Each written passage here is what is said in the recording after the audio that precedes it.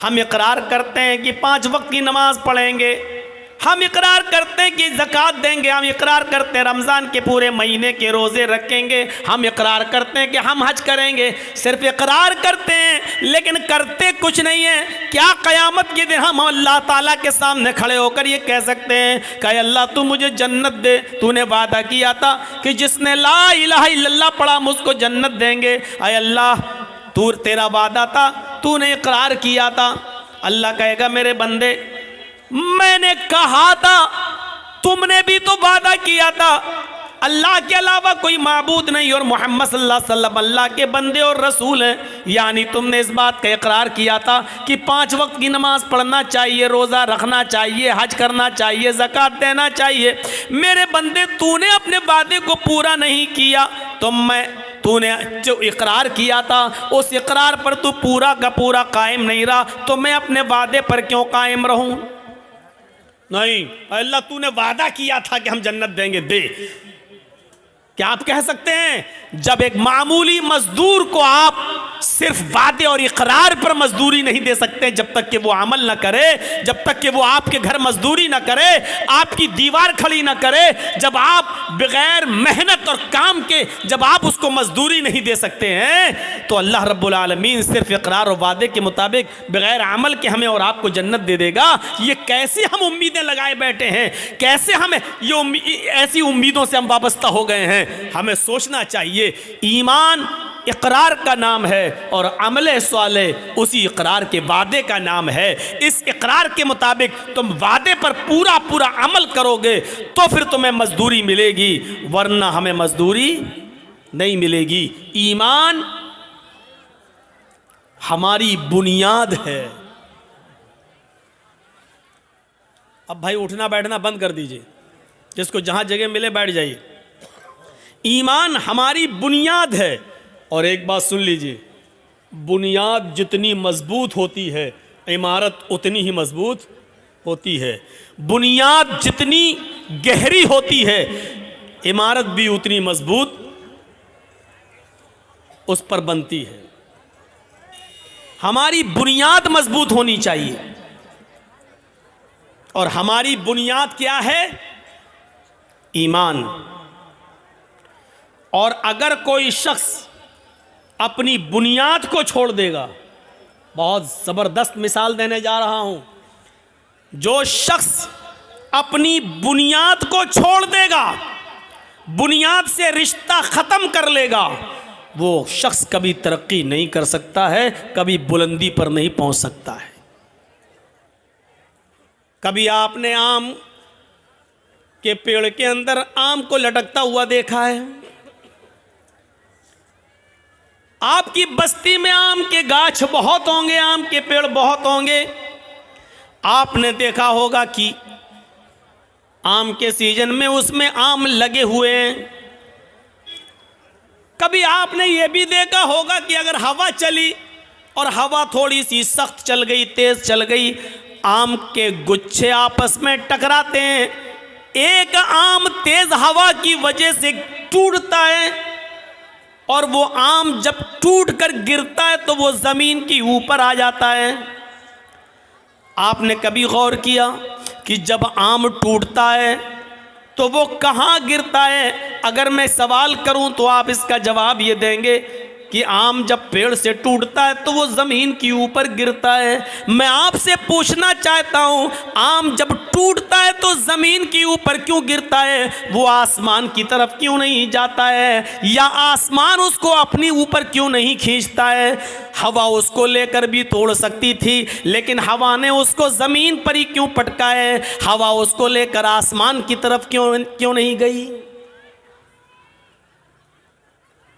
आम का ये फल हमें चीख चीख कर ये मैसेज दे रहा है, ये पैगाम दे रहा है आए दुनिया वालों, जब तक हम अपनी बुनियाद से जुड़े थे, दिन पे दिन मीठे हो रहे थे, दिन पे दिन बड़े हो रहे थे, दिन पे दिन तरक्की कर रहे थे, दिन पे दिन हमारे अंदर उस पर मिठास आती जा रही थी, हम दिन पर दिन परवान चढ़ते जा रहे थे। लेकिन जब हमने अपनी बुनियाद से रिश्ता ख़त्म किया, जब हमने अपनी बुनियाद से रिश्ता तोड़ा, तो हमारा मुक़द्दर ज़मीन की ज़िल्लत बन गई, हमारा मुक़द्दर आसमान की बुलंदी नहीं बनी, क्योंकि हमने अपनी बुनियाद से अपना रिश्ता तोड़ लिया है, हमने अपनी बुनियाद से अपना रिश्ता ख़त्म कर लिया है।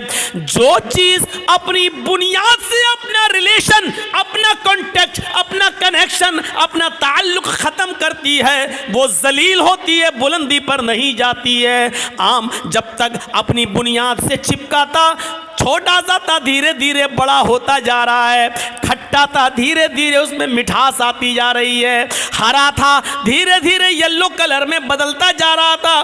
क्यों? क्योंकि वो अपनी बुनियाद से जुड़ा हुआ था। लेकिन जब उसने अपनी बुनियाद से अपना कनेक्शन ख़त्म किया, अपना रिश्ता तोड़ा, तो फिर वो ज़मीन के ऊपर आया, फिर वो ज़मीन के ऊपर गिरा और ज़मीन पर घूमने वाले छोटे छोटे बच्चे उस पर झपट पड़े और उसको चीर दिया, आम को फाड़ दिया, आम को, और उसको खा गए, लुक़मा बना लिया।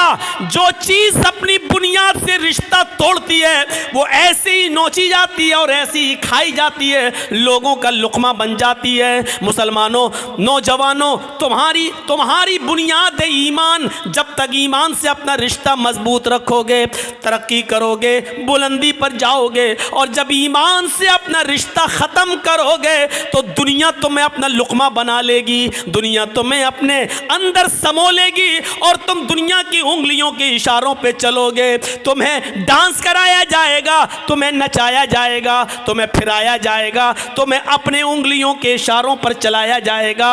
इसलिए तुम्हें चलना पड़ेगा, क्योंकि तुमने अपनी बुनियाद से अपना रिश्ता ख़त्म कर लिया है, तुमने अपनी बुनियाद से अपना रिश्ता तोड़ लिया है। अगर चाहते हो तरक्की करें, अगर चाहते हो कि बुलंदी पर जाएं, अगर चाहते हो कि हुकूमत मिले, सरदारी मिले, तो तुम्हें ईमान के साथ अपना रिश्ता मजबूत करना होगा, अपनी बुनियाद के साथ अपना ताल्लुक जोड़ना होगा। मैं इस चीज को बहादुरी नहीं मानता हूं।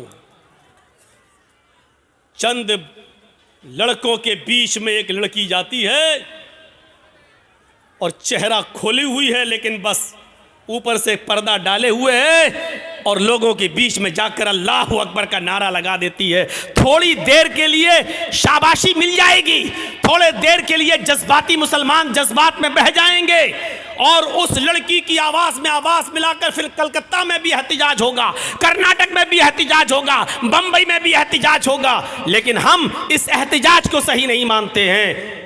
सही तो हम तब मानते जब एक लड़की हिजाब में गई और उसके हिजाब को उतरवाने की कोशिश की जा रही है, उसके हिजाब को उतरवाया जा रहा है, उसके इस हिजाब के उतरवाने की कैफियत को देखकर हम जितने भी मुसलमान हैं और जितने भी मुसलमान बहनें और माएँ और बेटियां हैं, इनको इतना गुस्सा आ जाना चाहिए कि अब हमारे जिस्म से इन कमबख्तों ने हिजाब उतरवाने का प्लान बनाया है।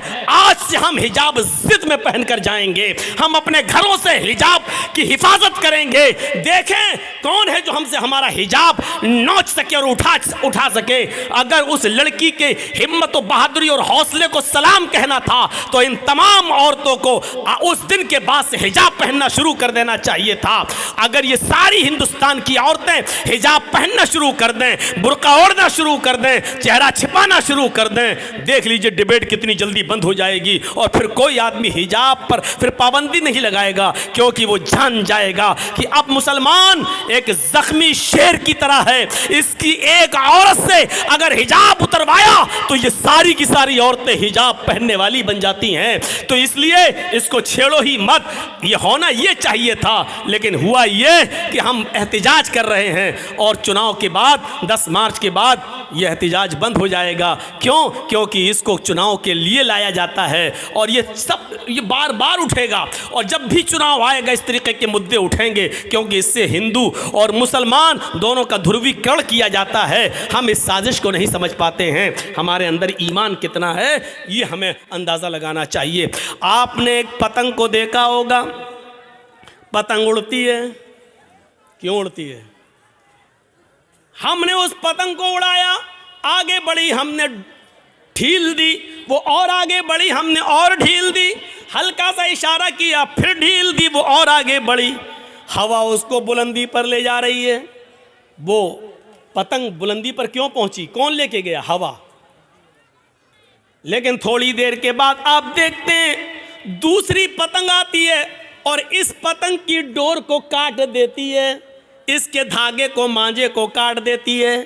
मैं कहता हूं हवा तो वही है जो अभी उस पतंग को ऊपर लेके जा रही थी, लेकिन जब उस पतंग की डोर कटती है तो फिर हवा उस पतंग को ऊपर लेकर क्यों नहीं जाती? अभी पतंग ऊपर लेकर जा रही थी, लेकिन अभी हवा उस पतंग को ऊपर लेके जा रही थी, लेकिन जब पतंग की डोर कटती है तो फिर वो हवा उस पतंग को ऊपर नहीं ले जाती है, बल्कि उसको जमीन पर आना पड़ता है। वही पतंग जो अभी ऊपर उड़ रही थी अब डोर से रिश्ता तोड़ती है, तो वो हिचकोले खाते हुए, जंपिंग करते हुए, कूला मंडियां खाते हुए वो जमीन पर गिरती है। और जमीन पर भी फिर वही हाल होता है। छिछोरे लड़के, अनपढ़ लड़के मोहल्ले के अंदर, जिनको स्कूलों कॉलेजों में जाने की फुर्सत ना हो, ऐसे छिछोरे लड़के उस पतंग के ऊपर टूट पड़ते हैं और उसकी छीना झपटी करके उसके टुकड़े टुकड़े कर देते हैं। ये पतंग जो आसमान की बुलंदी को छू रही थी, इसलिए क्योंकि वो अपनी बुनियाद से जुड़ी हुई थी, अपनी डोर से रिश्ता मजबूत की हुई थी, बुलंदी पर जा रही थी। लेकिन जब उसकी डोर को, उसके धागे को काट दिया गया, उसके बुनियाद से को तोड़ दिया गया, तो फिर वो पतंग फिर एक बालिश भी ऊपर नहीं जा सकी। फिर वो कुला मंडियां खाते हुए, जंपिंग करते हुए जमीन के ऊपर आती है, जमीन पर आती है और गिरती है, और जमीन पर बैठे हुए लड़के उस पतंग को फाड़ देते हैं, लूट लेते हैं। एक पतंग पर 20 लड़के गिर पड़ते हैं कि हमें मिल जाए, हमें मिल जाए, और छीना झपटी में उस पतंग के पर खच्चे उड़ जाते हैं। वो पतंग जमीन पर क्यों आई?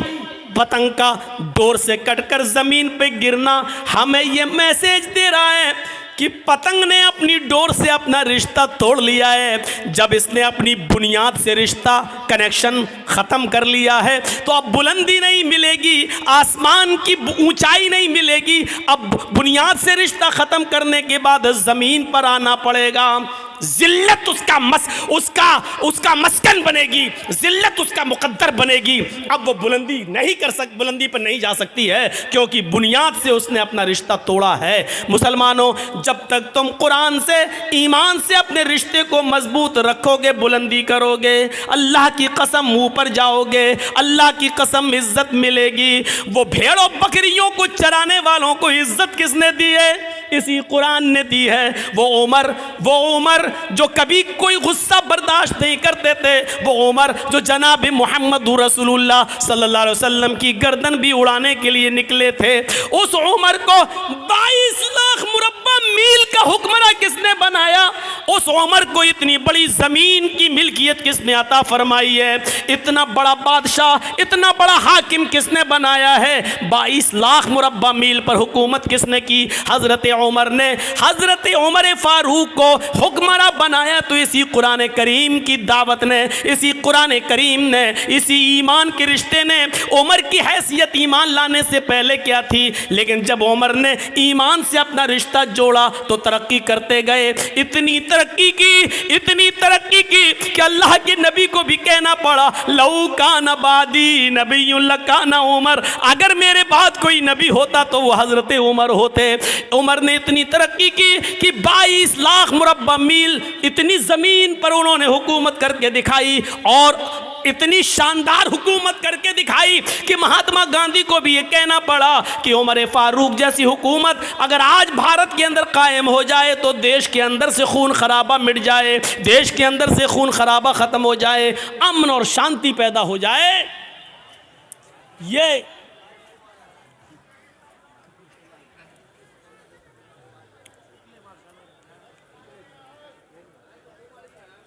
ये हमारे ईमान का हाल है।